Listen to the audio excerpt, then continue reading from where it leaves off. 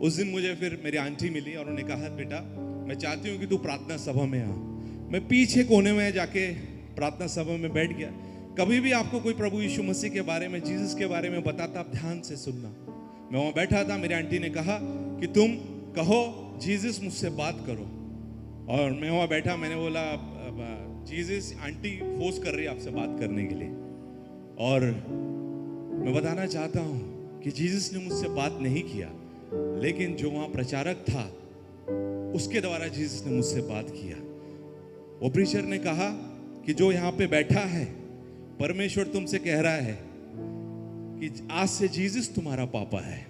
वो बात मुझे ना ऐसा तीर के जैसा दिल पे लगा, और मैं सोचता था कि मैं अपने पापा को इधर उधर ढूंढता था, लेकिन जीसस ही मेरे पापा हैं। मैं सच में मैं बताना चाहता हूँ कि मैंने कहा कि मेरे दोस्त अपने पापा से बोलते, पापा बैट चाहिए। मैंने बोला अगर आप मेरे पापा हैं तो मुझे भी एक बैट चाहिए क्रिकेट का।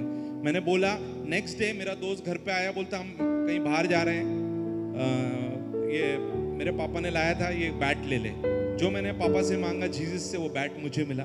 थोड़ा बड़ा हुआ, मैंने बोला डैडी साइकिल चाहिए, साइकिल मिला। और बड़ा हो गया, मैंने बोला डैडी मैं बॉम्बे में मॉडलिंग करने लगा, मैंने बोला डैडी मुझे बाइक चाहिए, तो मुझे बाइक मिला। और बड़ा हो गया, मैंने बोला जीसस डैडी अब एक 4 व्हीलर दिलाइए ना मुझे। मेरे अकाउंट में पैसे नहीं थे, मैं परमेश्वर का धन्यवाद दूंगा अपने डैडी जीसस का। मेरे अकाउंट में 0 पैसा था, लेकिन परमेश्वर ने अच्छी सबसे महंगी कार मुझे गिफ्ट दिया, ब्रांड न्यू कार। और बड़ा हुआ, मैंने बोला डैडी मुझे एसयूवी कार चाहिए।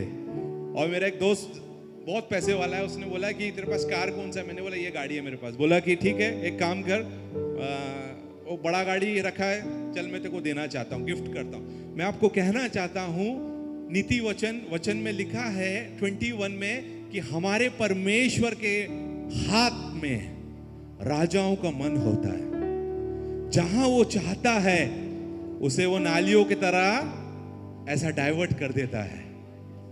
समझ रहे हो मेरी बात को? आपको कुछ भी चाहिए, आप परमेश्वर से मांगिए। कुछ भी चाहिए। मैं अनाथ था, मेरा पापा नहीं थे, लेकिन जीसस मेरे पापा हैं। परमेश्वर ने मुझे आज इस पोजीशन पे रखा है। मैं बॉलीवुड में काम कर रहा हूँ, पिक्चरें कर रहा हूँ, जो भी हूँ, वो बिल्कुल सेकंड चीज है। बड़े बड़े सुपरस्टार आए, बड़े बड़े स्टार्स आए, वो मर गए, वापस नहीं आए। हमारा सुपरस्टार जीसस, वो आया, मरा, जिंदा हुआ, आज भी जिंदा है। सब बोलते हैं कि ये स्टार है, ये स्टार है, ये स्टार है, ये स्टार है। हमारा परमेश्वर स्टारों से घिरा हुआ स्टार है, चारों तरफ स्टार ही स्टार है। और हमारा परमेश्वर यीशु मसीह उनके बीच में खड़ा हुआ है। तो मैं बताना चाहता हूं कि सुपरस्टार के फैन मत बनिए, सुपरस्टार के ऊपर स्टार का फैन बनिए। राजाओं का राजा, प्रभुओं का प्रभु हमारा परमेश्वर है। मैं आपको बताना चाहता हूं, मैं सबको बताता हूं कि हजारों साल पहले भी मोबाइल फोन था। यीशु मसीह जब भी अपने पापा से बात करते थे, डैनियल बात करता था दिन में 3 बार। तो ये आपके जो मोबाइल, जो घुटने हैं, आप देख रहे हैं, ये जो घुटने हैं आपका मोबाइल फोन है।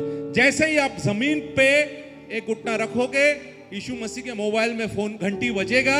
जैसे ही आपने दूसरा रखा, यीशु मसीह से आपका फोन कनेक्ट हो जाएगा।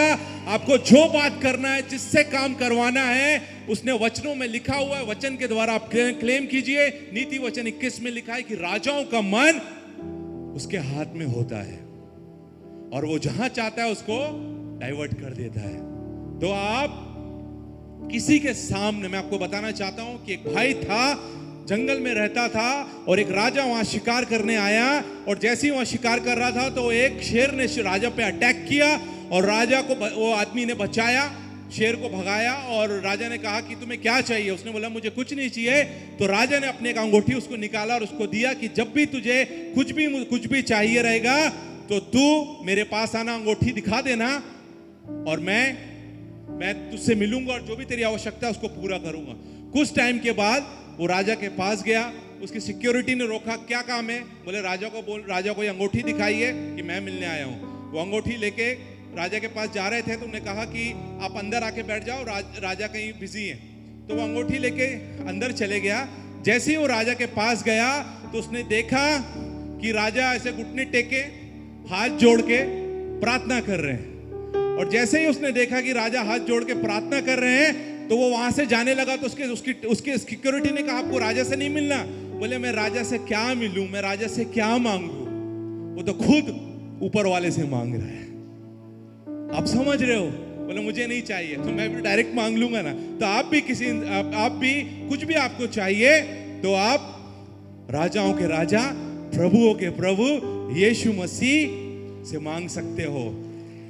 और कुरिन्थियों 3:16 उसमें लिखा है कि हमारा बॉडी टेम्पल ऑफ गॉड है।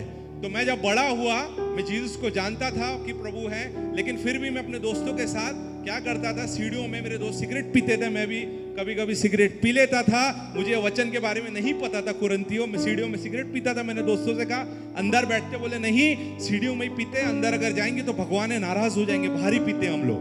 और मैंने जब वचन पढ़ा कुरिन्थियों, पहला कुरिन्थियों 3:16 में उसमें लिखा है कि हमारा शरीर परमेश्वर का मंदिर है। मैं सोचता था मैं तो सीढ़ी तक पीता था तो ठीक था, लेकिन जब मैं विश्वासी बन गया हूं तो अब मैं सिगरेट भी नहीं पी सकता हूं। मैं आप लोग सबको बताना चाहता हूं कि आपका शरीर परमेश्वर का मंदिर है।